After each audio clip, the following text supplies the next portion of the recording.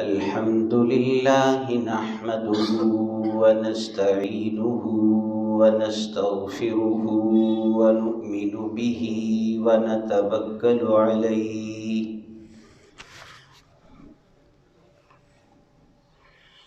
ونعوذ بالله من شرور أنفسنا ومن سيئات أعمالنا من يهده الله فلا مضل له ومن يضلله فلا هادي له ونشهد أن لا إله إلا الله وحده لا شريك له ونشهد أن سيدنا ومولانا محمدا عبده ورسوله أما بعد فأعوذ بالله من الشيطان الرجيم بسم الله الرحمن الرحيم لقد جاءكم رسول من أنفسكم عزيز عليه ما عنتم حريص عليكم بالمؤمنين رؤوف رحيم صدق الله العظيم وصدق الرسول النبي الكريم اللهم صل على محمد وعلى آل محمد كما صليت على إبراهيم وعلى آل إبراهيم إنك حميد مجيد اللهم بارك على محمد وعلى آل محمد كما باركت على إبراهيم وعلى آل إبراهيم إنك حميد مجيد حضرات سامعین گرامی قدر، معزز حاضرین مجلس،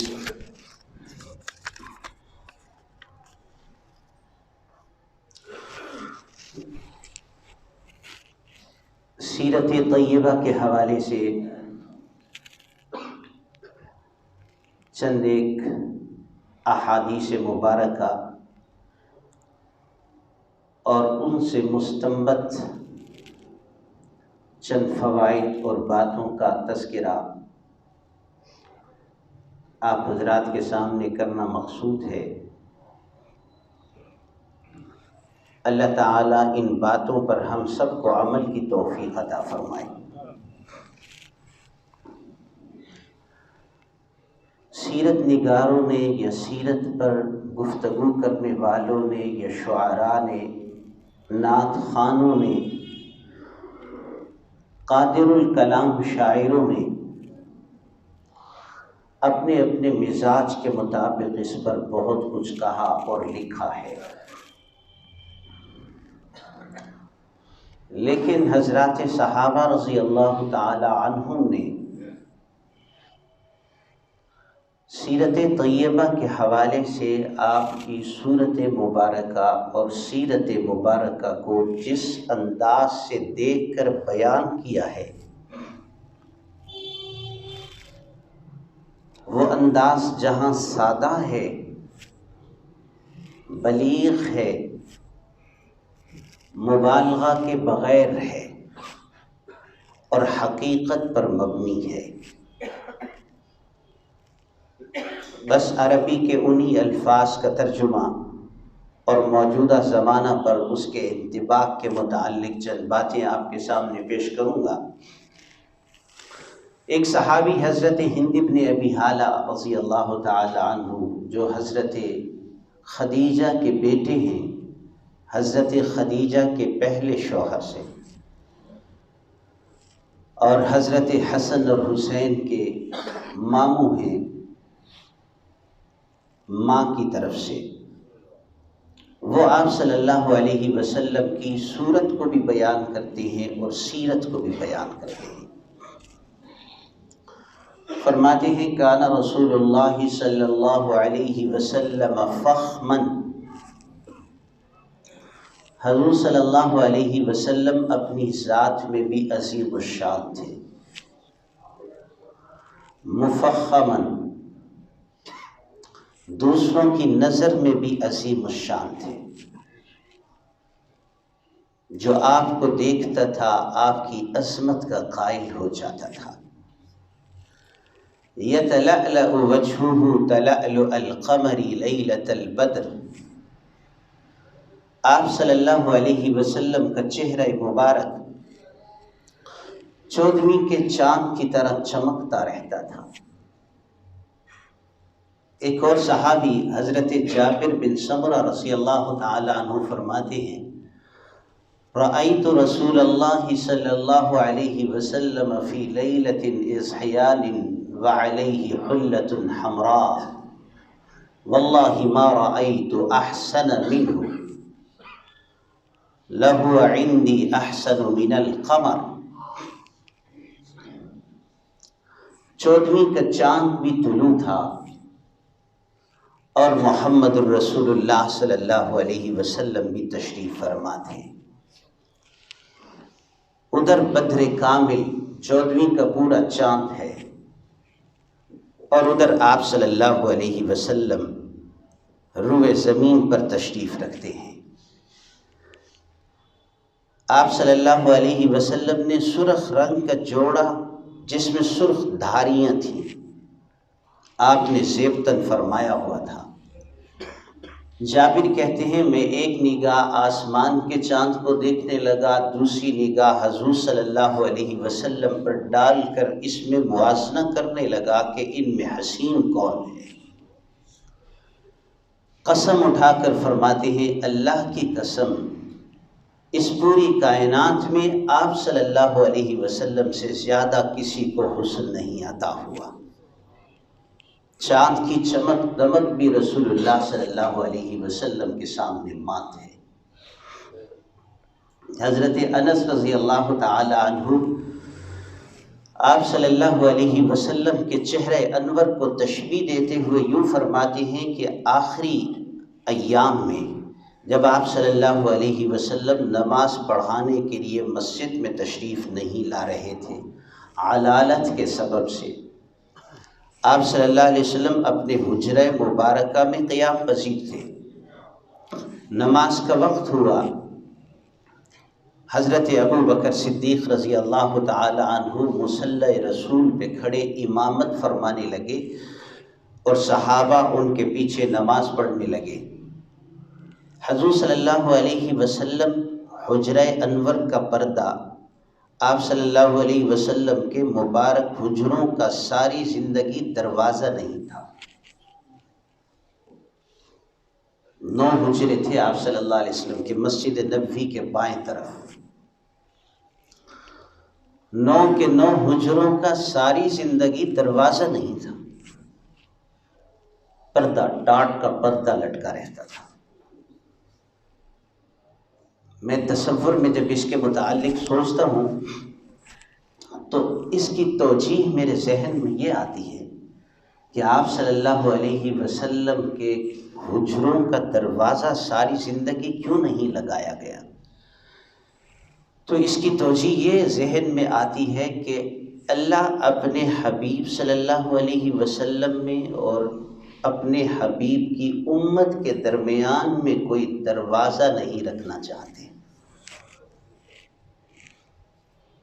دروازہ نہیں ہے۔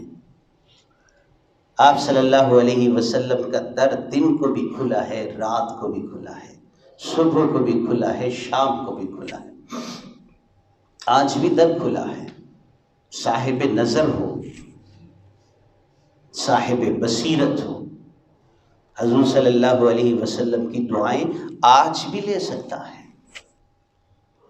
آپ صلی اللہ علیہ وسلم نے فرمایا جو میرے اوپر 1 مرتبہ درود بھیجے گا اللہ تعالیٰ اس پر 10 رحمتیں نازل فرمائیں گے، 10 گناہ معاف فرمائیں گے، 10 درجے عطا فرمائیں گے۔ تو وہ در آج بھی کھلا ہے۔ تو حضور صلی اللہ علیہ وسلم نے صحابہ نماز پڑھ رہے ہیں، حضرت ابو بکر صدیق رضی اللہ تعالیٰ عنہ نماز پڑھا رہے ہیں، حضور علیہ السلام نے حجرہ مبارک کا پردہ ہٹایا۔ انس رضی اللہ تعالیٰ عنہ عرض کرتے ہیں کہ ہم کھڑے نماز ادا کر رہے تھے، آپ صلی اللہ علیہ وسلم کے چہرہ انور کی چمک دمک اور تابانی سے یوں محسوس ہوا جیسے ہمارے سامنے قرآن کھل گیا ہے۔ تشبیہ دیتے ہیں حضرت انس رضی اللہ تعالی عنہ کأنہ ورقۃ مصحف، آپ صلی اللہ علیہ وسلم کا چہرہ انور ایسا تھا گویا کہ قرآن مجید کا ایک صفحہ ہو۔ یتلألأ وجہہ تلألؤ القمر لیلۃ البدر، آپ صلی اللہ علیہ وسلم کا چہرہ انور 14ویں کے چاند کی طرح چمکتا دمکتا رہتا تھا۔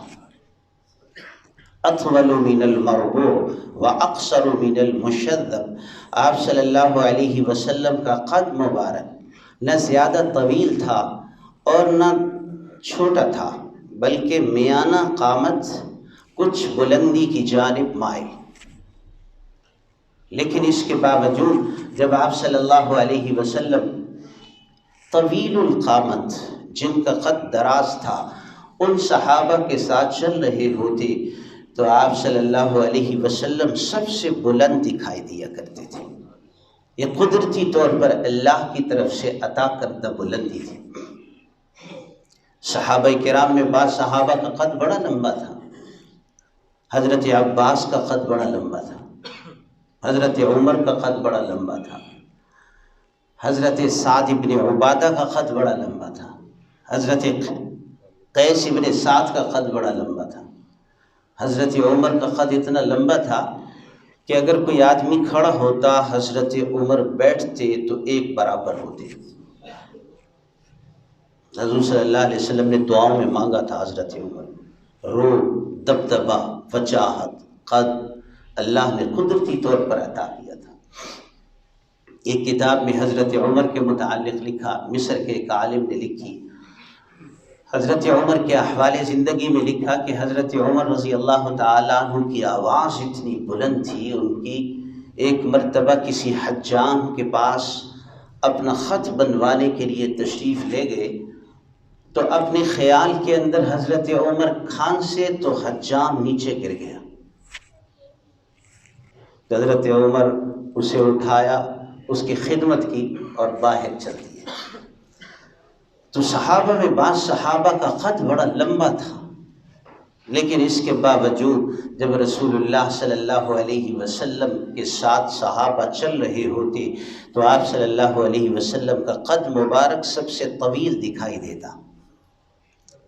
عظیم الہامہ، آپ صلی اللہ علیہ وسلم کا سر مبارک انتہائی مناسبت کے ساتھ کشادہ، عظیم، رجل الشعر، آپ صلی اللہ علیہ وسلم کے بال مبارک نہ بالکل سیدھے نہ زیادہ گھنگریالے، لیس بالجعد القتت ولا بالسبط المسترسل، وکان شعرہ، آپ صلی اللہ علیہ وسلم کے بال مبارک نہ زیادہ گھنگریالے اور نہ بالکل سیدھے، وَكَانَ جَعْدًا رَجِلًا، اس طرح کے بال تھے کہ کچھ ہلکا سا خم اور گھنگریالہ پن لیے ہوئے۔ وَكَانَتْ شَعْرُهُ لِمَّةً وَجُمَّةً وَوَفْرَةً، جب آپ صلی اللہ علیہ وسلم بالوں کو چھوڑا کرتے تھے، ترشواتے نہیں تھے، تو آپ کے بال مبارک شانوں کی لو تک آ جاتے تھے، اور جب آپ اپنے بالوں کو ترشواتے تھے تو کانوں کی لو تک آپ صلی اللہ علیہ وسلم کے بال ہوتے تھے، اور کبھی کانوں کی لو سے نیچے اور شانوں سے اوپر رہتے تھے۔ کانت شعرہ لمۃ وجمۃ ووفرۃ، عظیم الہامہ، رجل الشعر، ان انفرقت عقیقتہ فرق والا فلا۔ آپ صلی اللہ علیہ وسلم درمیان سے بعض اوقات مانگ نکالا کرتے تھے، اگر آسانی سے چیر نکل آتا تھا تو درمیان سے چیر نکالتے تھے، اگر آسانی نہیں ہوتی تھی، تکلف کرنا پڑتا تھا تو تکلف تو زندگی میں تھا ہی نہیں۔ آپ صلی اللہ علیہ وسلم کی ساری مبارک زندگی بغیر تکلف کے تھی، تو پھر بالوں کو سیدھا پیچھے کی طرف ڈال دیا کرتے تھے۔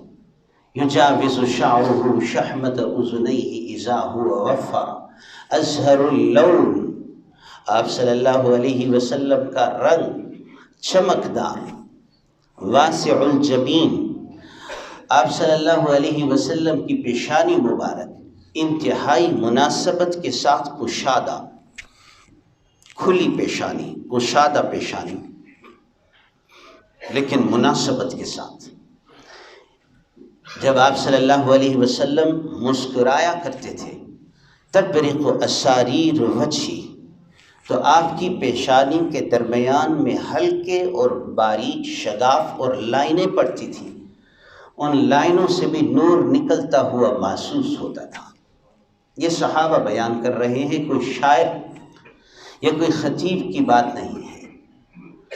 ازج الحواجب، آپ صلی اللہ علیہ وسلم کے مبارک ابرو، پلکیں، آنکھیں انتہائی مناسبت کے ساتھ بڑی آنکھیں، آنکھوں کے اندر سیاہ حصہ انتہائی سیاہ اور سفید حصہ سفید، اور اس سفید حصے کے گرد سرخ رنگ کے ڈورے۔ ایک صحابی کہتے ہیں کہ جب میں آپ صلی اللہ علیہ وسلم کو دیکھتا تھا تو مجھے یوں محسوس ہوتا تھا کہ جیسے آپ صلی اللہ علیہ وسلم نے سرما لگایا ہے، لیکن آپ نے سرما نہیں لگایا تھا، بلکہ آپ خود حقیقت میں سرمگین آنکھوں کے مالک تھے۔ سرمگین آنکھیں، اہدب الاشفار، آپ صلی اللہ علیہ وسلم کی آنکھوں کی پلکیں دراز، انتہائی مناسبت کے ساتھ۔ آپ صلی اللہ علیہ وسلم کے ابرو مبارک ازج الحواجب سوابخ من غیر قرن، آپ صلی اللہ علیہ وسلم کے ابرو مبارک باریک، خمدار۔ صحابی کہتے ہیں ازج، جیسے کمان ہوتی ہے، من غیر قرن، سوابخ، درمیان میں کوئی جگہ ایسی نہیں تھی جہاں بال نہ ہو، بالوں کی مکمل باریک کمان کی مانند بھرپور لائن، من غیر قرن، ہاں دونوں ابروؤں کے درمیان کی جو جگہ تھی یہاں پر بال نہیں تھے، بینہما عرق یدرہ الغضب، جب آپ صلی اللہ علیہ وسلم کبھی ناراض ہوتے تھے، جب آپ صلی اللہ علیہ وسلم کبھی ناراض ہوتے تھے تو غصے کے عالم میں ایک رگ تھی جو بھڑک جاتی تھی، من انتقم لنفسہ قط، لیکن آپ نے اپنی ذات کے لیے کبھی کسی سے انتقام نہیں لیا۔ وَإِذَا انْتُهِكَ حُرُمَاتِ اللَّهِ لَمْ يَقُمْ لِغَضَبِهِ أَحَدٌ، لیکن اگر کوئی شخص اللہ کی حدوں کو پامال کرتا تھا تو پھر آپ صلی اللہ علیہ وسلم کے غصے کے سامنے کسی کے ٹھہرنے کی مجال نہیں تھی۔ حضرت عمر جیسے بڑے آدمی، حضرت اسامہ جیسے محبت والے اور بڑے بڑے عظیم المرتبت صحابہ آپ صلی اللہ علیہ وسلم کے غصے کے سامنے ٹھہر نہیں سکتے۔ بڑا مشہور واقعہ ہے حضرت عمر رضی اللہ تعالی عنہ کا، حضور صلی اللہ علیہ وسلم کے سامنے کہیں سے ان کو تورات کا صفحہ مل گیا تو آپ صلی اللہ علیہ وسلم کے سامنے بیٹھ کر مطالعہ کر رہے تھے۔ حضور علیہ الصلاۃ والسلام ناراض ہو گئے، عمر یہ کیا کر رہے ہو؟ تورات پڑھ رہے ہو، تورات کا صفحہ دے رہے۔ اللہ کی قسم آج اگر موسیٰ علیہ السلام بھی زندہ ہوتے تو سوائے میرے تابع داری اور فرما برداری کے ان کے لیے بھی کوئی چارہ کار نہ ہوتا۔ میں اپنے نوجوانوں سے مخاطب ہوں، آج کل بعض نوجوانوں کو تحقیق کا جذبہ ہوتا ہے، ہم ریسرچ کرتے ہیں۔ قرآن کا علم مکمل حاصل کیجئے پھر ریسرچ کر لینا۔ اپنے علوم میں تو پختہ نہیں تو دوسری باتوں کو پڑھ کر استقامت نہیں رہتی۔ احتیاط کرو، قرآن و سنت کے علوم میں پہلے مہارت حاصل کرو۔ حضرت عمر کے لیے حضور صلی اللہ علیہ وسلم کن جذبات کا اظہار فرما رہے ہیں اور آپ لوگ کس طرف جا رہے ہو۔ تو حضور صلی اللہ علیہ وسلم کے دونوں ابروؤں کے درمیان میں بال نہیں تھے، درمیان میں بعض اوقات غصے کے وقت میں رگ پھڑک جاتی تھی۔ اقن العرنین، آپ صلی اللہ علیہ وسلم کی ناک مبارک انتہائی مناسبت کے ساتھ بلندی کی جانب مائل، لہو نور یعلو، اس ناک کے اوپر نور چلتا ہوا دکھائی دیتا تھا۔ آپ صلی اللہ علیہ وسلم کے چہرہ مبارک چاند کی طرح منور، جب مسکراتے ہیں تو آپ صلی اللہ علیہ وسلم کی جبین مبارک کے درمیان میں جو شگاف پڑتے ہیں، لائنیں نمودار ہوتی ہیں، وہاں سے نور نکلے۔ آپ صلی اللہ علیہ وسلم کی ناک مبارک پر نور چلتا ہوا دکھائی دے۔ آپ صلی اللہ علیہ وسلم جب تکلم گفتگو فرماتے، اذا تکلم رؤی کالنور یخرج من بین ثنایا، آپ صلی اللہ علیہ وسلم جب گفتگو فرماتے تو آپ صلی اللہ علیہ وسلم کے سامنے کے دانتوں کے درمیان میں ہلکا باریک شگاف تھا، جس سے دانت الگ الگ محسوس ہوتے تھے۔ دانتوں کو الگ الگ کرنے کے لیے ہلکا باریک شگاف۔ اذا تکلم رؤی کالنور یخرج من بین ثنایا، آپ صلی اللہ علیہ وسلم کے سامنے کے دانتوں کے درمیان سے نور نکلتا ہوا محسوس ہوتا تھا۔ یہ وہ نور نبوت ہے جس نے حضور صلی اللہ علیہ وسلم سے جتنا فیض حاصل کیا ہے، اس کی طرف اتنا نور منتقل ہوا ہے۔ یہی نور ابو بکر صدیق کی جانب بھی منتقل ہوا، عمر فاروق کی جانب بھی منتقل ہوا، عثمان ذوالنورین کی جانب بھی منتقل ہوا، علی المرتضیٰ کی جانب بھی منتقل ہوا، 1,24,000 صحابہ اور ان کے شاگردوں کے شاگرد کی طرف یہ نور منتقل ہوا، حتیٰ کہ جو آج قرآن کو پڑھ لیتا ہے، احادیث مبارکہ کو اپنے سینے میں محفوظ کر لیتا ہے، اس کی جانب بھی یہ نور نبوت منتقل ہو جاتا ہے۔ حضور صلی اللہ علیہ وسلم اقن العرنین لہو نور یعلو، آپ صلی اللہ علیہ وسلم کی ناک مبارک انتہائی مناسبت کے ساتھ بلندی کی جانب مائل اور اس کے اوپر نور چلتا ہوا دکھائی دیتا تھا۔ یحسبہ من لم یتأملہ اشم، دور سے دیکھنے والا شخص یہ سمجھتا تھا کہ شاید ناک زیادہ بلند ہے، لیکن وہ بلندی نورانیت کی وجہ سے تھی۔ جو نزدیک آ کر دیکھتا تھا اسے اس کی موزونیت کا احساس اور ادراک ہو جاتا تھا۔ کث اللحیہ، آپ صلی اللہ علیہ وسلم کی داڑھی مبارک گھنی سینہ مبارک کے بالائی حصے کو ڈھانپ لیتی تھی۔ جب آپ صلی اللہ علیہ وسلم وضو فرمایا کرتے تھے تو آپ کے کپڑے اوپر کی جانب سے گیلے ہو جاتے تھے۔ کث اللحیہ، بعض روایات میں اس کی مقدار بھی منقول ہے، اس کی مقدار ایک قبضہ یعنی ایک ہاتھ کی مشت کے برابر آپ صلی اللہ علیہ وسلم کی داڑھی مبارک تھی۔ قدرتی طور پر داڑھی ایسی گھنی کہ آپ صلی اللہ علیہ وسلم کی داڑھی مبارک کی مقدار ایک قبضے اور ایک مشت کے برابر۔ داڑھی رکھنا انبیاء کی سنت ہے، صرف ایک نبی کی نہیں ہے، 1,24,000 انبیاء کی سنت ہے۔ حضرت ہارون علیہ السلام کی داڑھی کا ذکر تو قرآن میں بھی ہے۔ حضرت موسیٰ علیہ السلام جب تورات سے واپس آئے تو پیچھے دیکھا قوم والے گمراہ ہو گئے ہیں، اپنے بھائی کو ڈانٹنے لگے۔ قرآن میں آتا ہے داڑھی کو پکڑ لیا، فَأَخَذَ بِرَأْسِ أَخِيهِ، اپنے بھائی کو سر سے پکڑا اور داڑھی سے پکڑا۔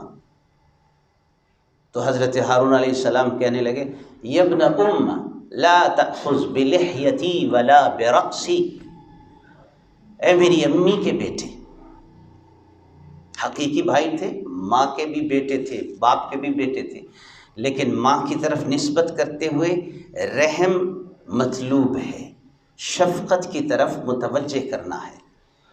لا تأخذ بلحیتی ولا برأسی، میری داڑھی کو نہ پکڑو، میرے سر کو نہ پکڑو۔ اللہ ہمیں بھی سنت پر عمل کرنے کی توفیق عطا فرمائے۔ داڑھی رکھنا کوئی ایسی چیز نہیں ہے کہ جو زائد چیز ہو، انبیاء کی سنت ہے، سنن الانبیاء والمرسلین، نبیوں کی سنت ہے، اور آپ صلی اللہ علیہ وسلم کا طریقہ ہے، صحابہ کا طریقہ ہے۔ حضور صلی اللہ علیہ وسلم کی داڑھی مبارک گھنی، کث اللحیہ، سہل الخدین، آپ صلی اللہ علیہ وسلم کے رخسار مبارک انتہائی مناسبت کے ساتھ ہلکے، یعنی زیادہ پرگوش نہیں تھے رخسار مبارک، ہلکے لیکن انتہائی مناسبت کے ساتھ۔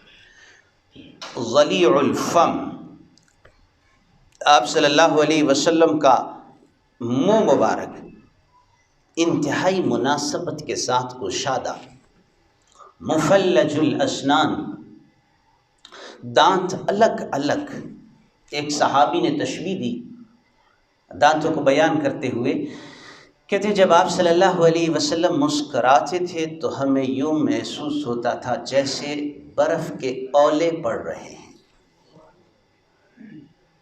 آپ صلی اللہ علیہ وسلم جب مسکراتے تھے آپ کبھی منہ کھول کر نہیں ہنسے۔ حضرت عائشہ رضی اللہ تعالی عنہ اور دیگر صحابہ فرماتے آپ اس طرح سے کبھی نہیں ہنسے کہ ہم نے لہوات کو دیکھا ہو۔ لہوات ہوتا ہے جب انسان منہ کھولے تو گلے میں ایک لٹکا ہوا گوشت کا حصہ ہوتا ہے، اس کو اردو میں کوا بھی کہتے ہیں اور عربی میں اس کو لہوات کہتے ہیں۔ تو فرمایا آپ صلی اللہ علیہ وسلم کبھی اس طرح نہیں ہنسے کہ آپ صلی اللہ علیہ وسلم کے حلق کے اوپر گوشت کے اس حصے کو ہم نے دیکھا۔ جب بھی آپ صلی اللہ علیہ وسلم ہنستے تھے تو صرف مسکراہٹ آپ کے چہرے انور پر نمودار ہوتی تھی اور دانت مبارک نظر آتے تھے اور درمیان سے نور پھوٹتا ہوا دکھائی دیتا تھا۔ یحسبہ من لم یتأمل ضلیع الفم مفلج الاسنان۔ اللہ اکبر۔ اب کیا کیا یہاں کے عجائب اور معاملات ہیں۔ اللہ نے جو جو خصوصیات آپ کو نوازا، جن کو میرا موضوع بڑا مختصر، وقت بڑا قلیل ہے، لیکن آنکھیں ایسی ہیں کہ دنیا میں رہ کر آپ صلی اللہ علیہ وسلم جنت کے احوال کو دیکھ رہے ہیں۔ نماز پڑھا رہے ہیں، نماز کے دوران میں آپ صلی اللہ علیہ وسلم آگے کو بڑھے۔ صحابہ نماز کے بعد عرض کرتے ہیں یا رسول اللہ صلی اللہ علیہ وسلم نماز کے دوران آپ آگے کی جانب بڑھے تھے۔ آپ نے فرمایا جنت کا خوشہ اللہ نے میرے سامنے کیا، میں اس کی جانب آگے بڑھا تھا۔ بخاری شریف کی روایت میں ہے رسول اللہ صلی اللہ علیہ وسلم نے فرمایا کہ جب تم کھڑے ہوتے ہو میرے پیچھے تو صف صحیح بنایا کرو، اور جب تم رکوع اور سجدے میں جاؤ تو میرے سے پہلے نہ جایا کرو، اپنے امام سے آگے مت بڑھو، امام سے سبقت مت کرو، سبقت سے منع فرمایا۔ حدیث کے الفاظ یہ ہیں کہ میں تمہیں اپنے پیچھے سے بھی اسی طرح دیکھتا ہوں جیسے میں اپنے آگے سے تمہیں دیکھتا ہوں۔ اور لعاب مبارک کا تو یہ عالم ہے کہ آپ صلی اللہ علیہ وسلم کا لعاب مبارک جب کسی چیز پہ لگتا ہے تو اسے شفا عطا کر دیتا ہے۔ حضرت علی رضی اللہ تعالیٰ عنہ کی آنکھ پہ لگا غزوہ خیبر کے موقع پر، اللہ تعالیٰ نے حضرت علی کو شفا سے نوازا۔ حضرت ابو بکر صدیق کی ایڑی پر لگا، سانپ نے ڈسا، ایڑی پر لعاب لگایا، اللہ تعالیٰ نے ابو بکر کو شفا عطا فرما دی۔ یہ لعاب شفا ہے۔ جب کڑوے پانی میں ڈالا جاتا ہے تو وہ ٹھنڈا اور میٹھا پانی بن جاتا ہے۔ آپ سر یہ بہت زیادہ تفصیلی واقعات روایات میں منقول ہیں جو مبنی بر حقیقت اور بلا مبالغہ ہیں، لیکن میں اختصار کے ساتھ حضرت ہند ابن ابی حالہ کی روایت کے کچھ حصے کو آپ کے سامنے عرض کر رہا ہوں۔ میرا مقصد یہ ہے کہ اس کا طویل حصہ آپ کے سامنے آ جائے۔ آپ صلی اللہ علیہ وسلم مفلج الاسنان دقیق المشربہ کأن عنقہ جیت الدنیا، آپ صلی اللہ علیہ وسلم کی گردن مبارک ایسی صاف شفاف جیسے چاندی کو تراش کر بنائی گئی ہو، دقیق المسربہ۔ آپ صلی اللہ علیہ وسلم کے حلق کے نیچے سے لے کر ناف تک بالوں کی ایک باریک دھار، معتدل الخلق، ہر عضو مبارک انتہائی مناسبت کے ساتھ معتدل پیدا ہوا، باطن متماسک، جسم مبارک دبلا پتلا نہیں بلکہ گٹھا ہوا، مضبوط، سواء البطن والصدر۔ آپ صلی اللہ علیہ وسلم کا سینہ مبارک اور بطن مبارک برابر، انور المتجرد، آپ صلی اللہ علیہ وسلم کا جو عضو مبارک کپڑوں سے باہر نظر آتا، ہاتھ، قدم، چہرہ، گردن، صحابی کہتے ہیں انور، اس کے اندر سے نور نکلتا ہوا دکھائی دیتا تھا، موصول ما بین اللبۃ والسرۃ بشعر یجری کالخط، اور بالوں کی باریک دھار تھی جو ناف تک چلی جاتی تھی، حلق مبارک سے شروع ہوتی تھی۔ آپ صلی اللہ علیہ وسلم کے سینہ مبارک کے بالائی حصے پر کچھ بال تھے، بطن مبارک پر اور سینہ کے اگلے حصے پر بال نہیں تھے۔ آپ صلی اللہ علیہ وسلم کے دونوں شانے مبارک چوڑے، انتہائی مناسبت کے ساتھ، طویل الزندین، آپ صلی اللہ علیہ وسلم کے گھٹ مبارک انتہائی مناسبت کے ساتھ چوڑے اور طویل، رحب الراحہ، آپ صلی اللہ علیہ وسلم کی ہتھیلی مبارک کشادہ اور نرم و گداز، شثن الکفین والقدمین، ہاتھ کی ہتھیلیاں بھی نرم و گداز اور قدم بھی نرم و گداز۔ ان کی نرمی کا عالم یہ تھا، ایک صحابی کہتے ہیں حضرت انس رضی اللہ تعالیٰ عنہ، ایک مرتبہ رسول اللہ صلی اللہ علیہ وسلم تشریف لائے، آپ نے میرے سر پر ہاتھ پھیرا، میرے چہرے پر ہاتھ پھیرا، بچوں کے ساتھ شفقت کا معاملہ فرماتے تھے آپ صلی اللہ علیہ وسلم، اور بچوں سے بڑی محبت کرتے تھے۔ چھوٹے بچوں کو وقت دیجیے، ان سے محبت کیجیے۔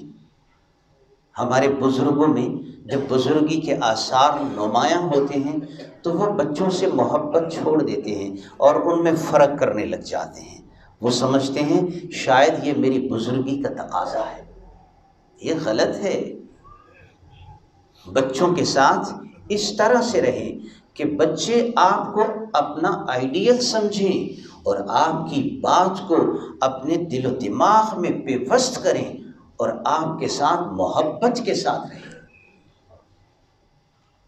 معلوم ہے جب آپ صلی اللہ علیہ وسلم باہر تشریف لاتے تھے تو مدینے کے بچے سب سے پہلے حضور کا استقبال کرنے کے لیے مدینے سے باہر کھڑے ہوتے تھے۔ کیا محبت کا عالم ہوگا بچوں کے ساتھ۔ ہمارے بزرگ بچے اگر آ جائیں تو بچوں کے متعلق وہ مختلف قسم کے تصورات ان کے ہوتے ہیں، اس کو باہر لے جاؤ، کمرے میں نہ آئے، مجھے ڈسٹرب کر رہا ہے، مجھے پریشان کر رہا ہے۔ حضور صلی اللہ علیہ وسلم کے پاس ایک دیہاتی اپنے زمانے کے وقت کے چودھری، ان کا نام تھا اقرا بن حابس، حضور صلی اللہ علیہ وسلم کے پاس آئے۔ آپ صلی اللہ علیہ وسلم کے پاس اس وقت حضرت حسن حضرت حسین تھے۔ آپ نے ایک کو سینے سے لگایا، بوسہ لیا، پھر دوسرے کو سینے سے لگایا، بوسہ لیا۔ وہ چودھری صاحب اپنے گاؤں اور علاقے کے کہنے لگے ان لی عشرۃ من الولد، میرے 10 بچے، آج تک میں نے کسی بچے کا بوسہ نہیں لیا۔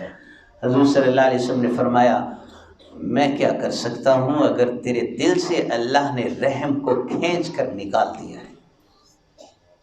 بچوں سے پیار کیجیے، شفقت کیجیے، وقت دیجیے، بچوں کو سمیٹیے۔ حضور صلی اللہ علیہ وسلم، حضرت انس رضی اللہ تعالیٰ عنہ فرماتے ہیں حضور صلی اللہ علیہ وسلم نے میرے سر پر، میرے چہرے پر ہاتھ پھیرا، کہتے ہیں اللہ کی قسم میں نے اس قدر نرم اور ملائم ریشم کو بھی نہیں چھوا جتنے نرم اور ملائم رسول اللہ صلی اللہ علیہ وسلم کے مبارک ہاتھ تھے۔ واللہ ما مسست قط حریرا ولا خزا الین من کف رسول اللہ صلی اللہ علیہ وسلم۔ ایک اور صحابی کہتے ہیں حضور صلی اللہ علیہ وسلم نے میرے سینے پر ہاتھ پھیرا، اللہ کی قسم مجھے ایسے ٹھنڈک کا احساس ہوا جیسے میرے سینے میں برف لگی۔ ایک اور صحابی غالباً حضرت انس یہ فرماتے ہیں ایک مرتبہ رسول اللہ صلی اللہ علیہ وسلم نے میرے چہرے پر ہاتھ پھیرا تو آپ کا ہاتھ مبارک نرم، گداس ریشم سے زیادہ نرم، اور اس کی خوشبو ایسی کہ جیسے کسی نے عطار کی ڈبیا سے ہاتھ کو خوشبو میں خوشبودار کر کے ابھی نکالا ہو۔ تو حضور صلی اللہ علیہ وسلم بچوں کے ساتھ شفقت کا معاملہ فرماتے، شطر الکفین والقدمین سائل الاطراف۔ آپ صلی اللہ علیہ وسلم کے مبارک ہاتھوں کی انگلیاں انتہائی مناسبت کے ساتھ دراز، خمسان الاخمصین، تلوے مبارک زمین سے اٹھے رہتے تھے، آپ کے قدم مبارک پیچھے سے ایڑی زیادہ پرگوش نہیں تھی، ہلکی لیکن نرم و گداس۔ جب آپ صلی اللہ علیہ وسلم قدم رکھتے تھے تو پاؤں کا اگلا حصہ جسے پاؤں کا سینہ کہتے ہیں، سینہ اور انگلیاں زمین پر، اور اسی طرح ایڑی مبارک زمین پر لگتی تھی، تلوہ مبارک زمین سے اونچا رہتا تھا۔ قربان جاؤں صحابہ پر جنہوں نے آپ صلی اللہ علیہ وسلم کی ایک ایک بات کو دیکھ کر محفوظ کر کے ہمیں پہنچا دیا ہے۔ اللہ جزائے خیر دے صحابہ کو، قرآن کو محفوظ کرنے والے صحابہ، حضور کی سنت کو محفوظ کرنے والے صحابہ۔ کسی اور امت نے اپنے نبی سے ایسا تعلق قائم نہیں کیا جتنا مسلمانوں نے حضور صلی اللہ علیہ وسلم سے تعلق، اور یہ تعلق کبھی نہ ختم ہونے والا تعلق ہے۔ خمسان الاخمصین، آپ صلی اللہ علیہ وسلم کے قدم مبارک اگلا حصہ اور ایڑی مبارک زمین پر لگتے تھے، درمیان سے تلوے اٹھے رہتے تھے۔ مسیح القدمین، قدم مبارک صاف شفاف، ینبو عنہم الماء، جب ان پر پانی پڑتا تھا قطرے قطرے بن کے گر جاتا تھا۔ اذا زال زال قلعا، جب آپ صلی اللہ علیہ وسلم چلا کرتے تھے تو قدم مبارک قوت سے اٹھاتے تھے اور آہستہ سے رکھتے تھے، زور سے نہیں رکھتے تھے۔ زال قلعا، اٹھایا قوت سے، رکھا آہستہ سے۔ قرآن میں اللہ کہتے ہیں وَعِبَادُ الرَّحْمَنِ الَّذِينَ يَمْشُونَ عَلَى الْأَرْضِ هَوْنًا، اللہ کے مخصوص بندے جو اللہ کے خاص بندے ہیں، ان کے اوصاف یہ ہیں زمین پر نرمی سے قدم رکھتے ہیں۔ وَإِذَا خَاطَبَهُمُ الْجَاهِلُونَ قَالُوا سَلَامًا، اور اگر کوئی جاہل ان سے مخاطب ہو کر جہالت کی بات کرتا ہے تو اس کے جواب میں یہ اسے غلط بات نہیں کہتے، سلام کہہ کے آگے کی طرف چلے جاتے ہیں، ان کے اور بڑے کام ہیں۔ حضور صلی اللہ علیہ وسلم انتہائی اطمینان کے ساتھ قدم رکھتے تھے۔ حضرت لقمان نے، میں نوجوانوں کو نصیحت کرنے کے لیے وہ نصیحت سناتا ہوں جو حضرت لقمان نے اپنے بیٹے کو نصیحت فرمائی، یا بنی، اے میرے بیٹے، بڑی نصیحت ہے۔ ایک نصیحت یہ ہے لا تمشی فی الارض مرحا، زمین میں اکڑ کے مت چل۔ نوجوانوں، آج چند دن کے لیے اگر کوئی ایکسرسائز کرنے لگ جائے تو اس کی چال ہی بدل جاتی ہے، اس کے چلنے کا انداز ہی بدل جاتا ہے۔ 20-25 سال، 30 سال، 40 سال کا جب ہو، بلکہ آج کل تو چھوٹے چھوٹے بچوں کی چال بدلی ہوئی ہے، محلے میں ایسے چل رہے ہوتے ہیں جیسے ان سے بڑھ کر کوئی یہاں کا بڑا انسان نہیں ہے۔ بدلو اپنی چال کو۔ حضرت لقمان نے نصیحت فرمائی اپنے بیٹے کو، لا تمشی فی الارض مرحا، اور یہ اتنی خوبصورت نصیحت ہے کہ اللہ نے لقمان کی نصیحت کو قرآن کا حصہ بنا دیا۔ زمین میں اکڑ کے مت چل، سینہ تان کے مت چل، لا تمشی فی الارض مرحا انک لن تخرق الارض ولن تبلغ الجبال طولا، نہ تو زمین کو پھاڑ سکتا ہے، نہ تو پہاڑ جتنا اونچا ہو سکتا ہے۔ اللہ اکبر۔ یہ حضور صلی اللہ علیہ وسلم کی سیرت طیبہ